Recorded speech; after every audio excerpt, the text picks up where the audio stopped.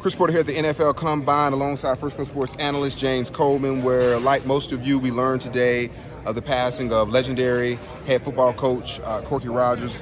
James, your reaction to the news? When I found out about the news, it was kind of sad. Corky was one of the first people that I actually met when I came here to Jacksonville in the training business. I remember going up to Bowles and really getting a chance to watch his practice. And without knowing who he was or really, I knew Bowles was good without knowing about him.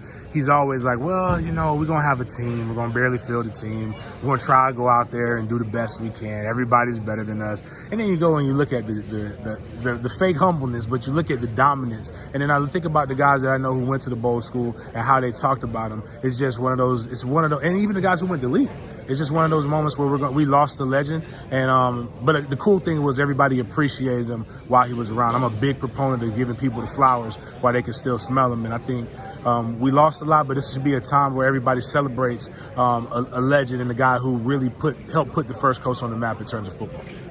One of the things that I remember most about Corky, that while he was this iconic type figure, he was always very humble. Mm-hmm.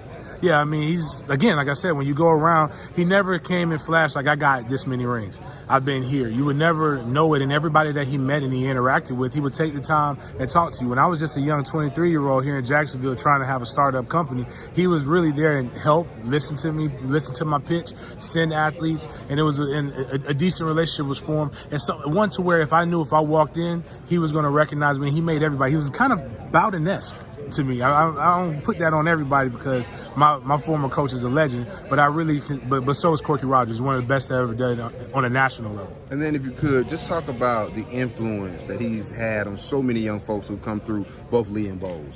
I knew some guys who actually played from at Lee that I got a chance to coach with, and they would talk to me about some of those are the who's who made it out of Jacksonville and into the NFL. And then obviously what he did at Bowles, building that program up, making it to where it's a perennial powerhouse, so much so to where it may be coming back with Tobin, who has a lot of similar qualities, but it was you just didn't want to be the guy to follow that guy. And I think his impact again on young men and women, just people in general, and again making that school known. And it didn't, like, people like to talk about stuff, but at Bowles, it's a formula. It doesn't look like what people would traditionally think when you're talking about, you know, guys going to school and going off to the NFL. But he was able to have people come in there, be disciplined, and bigger than that, the Bowles academics is very arduous and very hard. But he made you be a good student, made you be a great football player, and you had to participate in other sports, which is something that a lot of coaches aren't doing now.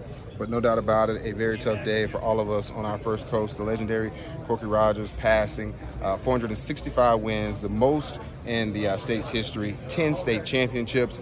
But I think he'll be remembered most for being a great man. Very much so. All right.